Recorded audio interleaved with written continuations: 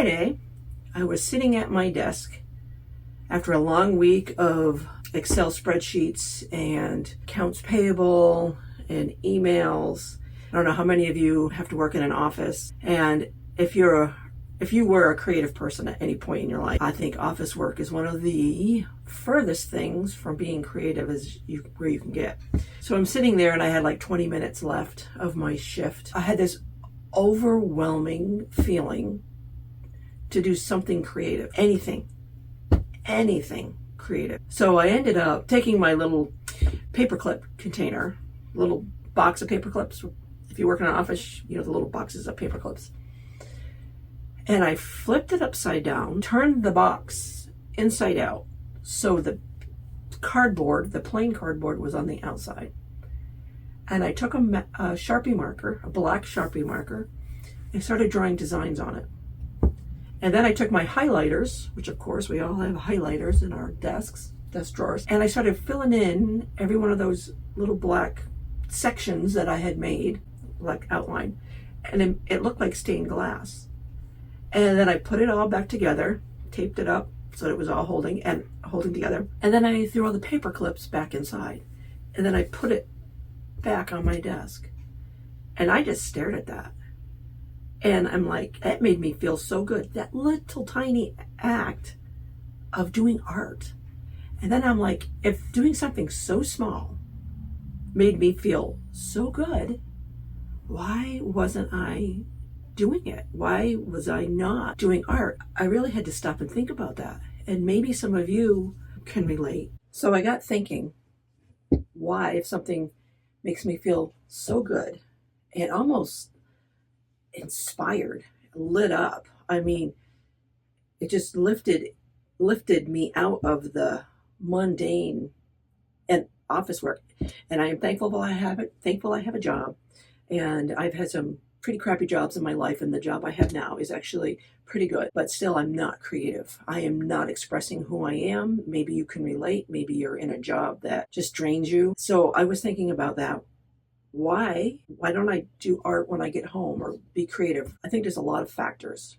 And part of that is after a long day of work, it doesn't matter if it's physical or if it's mental, it's still draining. And you're not working for you. You're working for somebody else. And I kind of feel like we give 8 hours of our day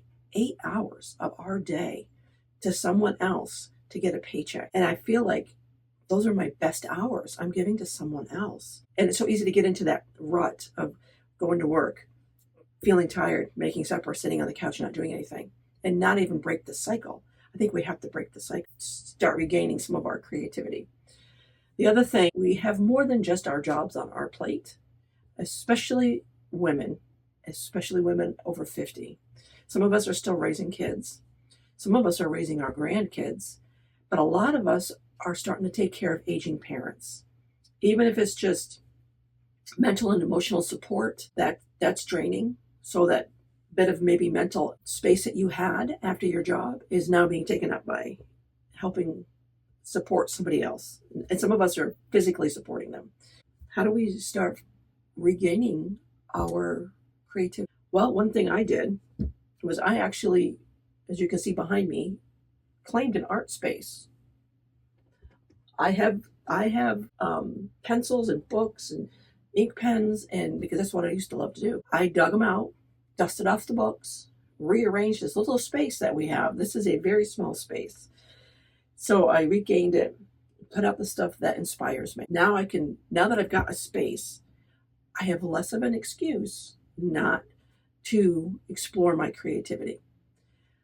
So the next thing is like, well, what do I do? Because, it's one thing to be like sitting in the office going, I want to be creative.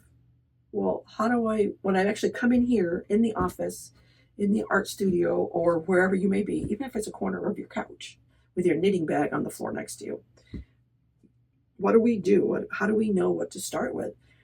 Some of us have so many ideas of what we used to love to do. It's like, which one do I focus on? So I think that's where we need to sit down, take a few minutes, maybe even longer than that, because some of these creative things that we've done in our past have been buried for so long. we don't even remember that they exist. When I started thinking about what I could do for creativity, I remembered back in my 20s, late 20s, I started learning how to ink comic books.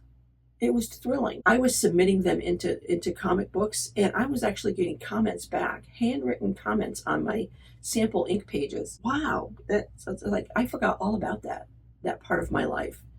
But that part of my life, I was also raising a family, and that came first. So the art got pushed aside, like it does so many times. So many of us have to push our stuff aside. So now it's time. Now that we're over 50, maybe 60, maybe 70, let's dig those back out. Let's find out what we love to do. And I think the first thing we need to do is make a list. Sit down with a notebook and a piece of paper.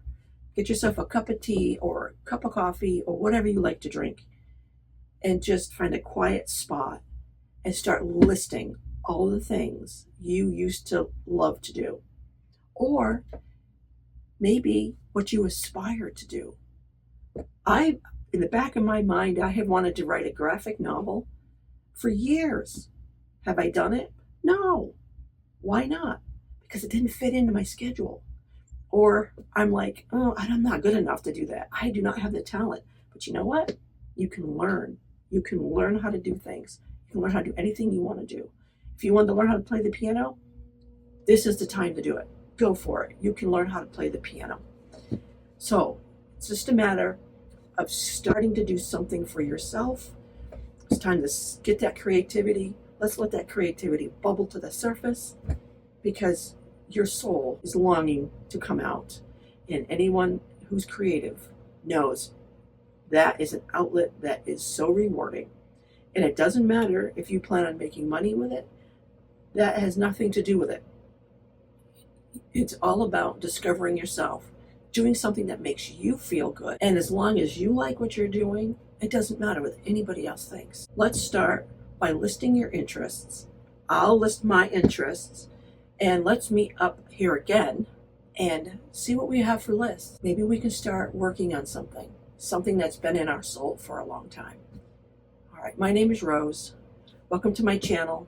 I can't promise where it's going to go or what we're going to discover, but I think it's time we regain who we were, find our creativity.